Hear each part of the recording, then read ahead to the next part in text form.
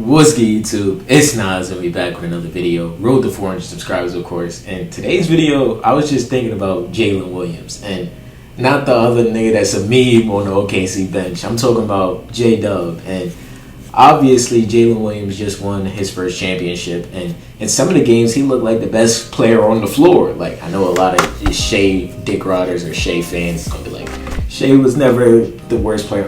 There were some games where J-Dub showed out, and pretty sure Jalen Williams had a 40-point game. I'm pretty sure if it wasn't the finals or the Western Conference Finals, but anyway, he made me a believer this season because I don't know, like I just felt like J-Dub was a playoff dropper from last season, and it turns out that Jalen Williams was doing all of this on a fractured hand. Like, he didn't make no complaints, he didn't make no injury excuse. It didn't even come out that he was injured. So I don't know, like a player like that playing on an injury and him being still an impactful player, that just says a lot. So how much better can he become? Because he's already an all-NBA team selection. He's already an all-defensive team selection, my bad.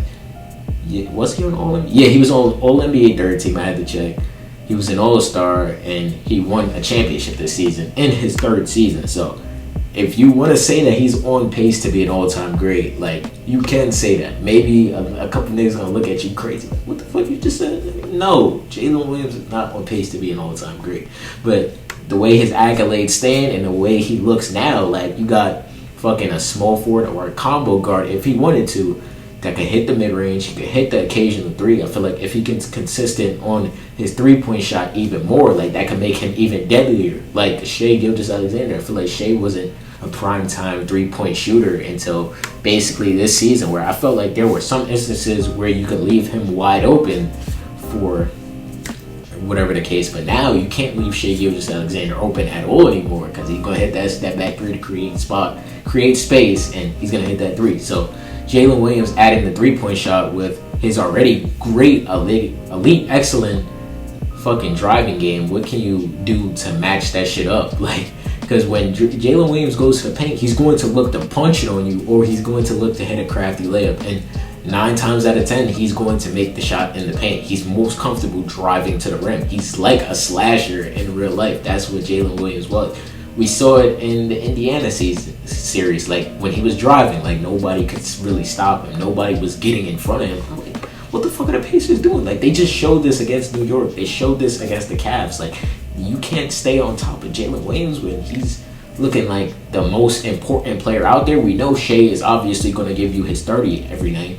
But if Jalen Williams turns out to be that consistent player for, obviously, the Thunder, like, there's no really stopping them. And the Thunder are looking to go back-to-back this season. So if they end up doing that and Jalen Williams ends up getting his second ring and he makes another all-star appearance, another all-defensive second-team selection, we could be beginning to call him one of the best second options of all time. Like, yes, I'm not ready to put him in that conversation, even though the playoff run he just had, or the last 2 series that he just had. But I don't know. Compared to his class, I'm pretty sure he was the 22 draft. He was the 22. And I was making debates in last year talking about Jalen Williams is not even the second option. I was talking about Chet Holmgren was the second option, which I couldn't have been more wrong with Chet, because Chet looked like complete shit. That's what Chet looked like. Like, he was, yes, he was impacting the defensive end, but he wasn't doing what I expected him to do on the offensive end when you got Miles Turner guarding you. Yes, Miles Turner is a pretty solid defender when he's getting blocks, but a one-on-one defender against Chet Holmgren, I expected Chet to expose that matchup, go at him. Chet was just looking like a bitch on the offensive end, but on the defensive end, he was getting stops. He made a few plays where I'm like, okay, Chet, there you are. There you go. There's the real Chet. But J-Dub just being more consistent this season, and J-Dub showing that he can be on the backs of what Shea Gilgeous-Alexander can rely on. That just showed a lot for the Oklahoma City Thunder. And to keep improving and getting better after this championship run, you're going to need Jalen Williams to become even more, because he only averaged 21.5 points per game, 5.5 rebounds, and 5 assists this season. Yes, they're good stats, but I feel like Jalen Williams can expand his game even more. But with saying that, like, where are we ready to put him in the NBA? Like, are we ready to put him in the top conversations, like the top 20 players in the NBA right now, like I don't know if I'm ready to do that, because obviously I can't even think of a list of names. I'm about to bring up his draft, and I want y'all to let me know like how many players in that draft class are better than Jalen Williams right now, because he could potentially be the best player in his draft, which is kind of crazy to me. But nah, he's not. My bad. I'm disrespecting. I couldn't name that draft class off the top of my head. But you got Paolo Banchero at number 1. You got Chet at number 2. You got Jabari Smith Jr. I do think he's better than Jabari Smith Jr. at 3, and I think that's obvious. At 4 is Keegan Murray. He's better than Keegan Murray. Jaden Ivey. He's better than Jaden Ivey, even though Ivey I expect to come back even better. I make up making an individual video on Jaden Ivey. It should be interesting. Benedict Mathurin, he's better than Benedict Mathurin. Shaden Sharp, he's better than Shaden Sharp. Dyson Daniels, he's better than him.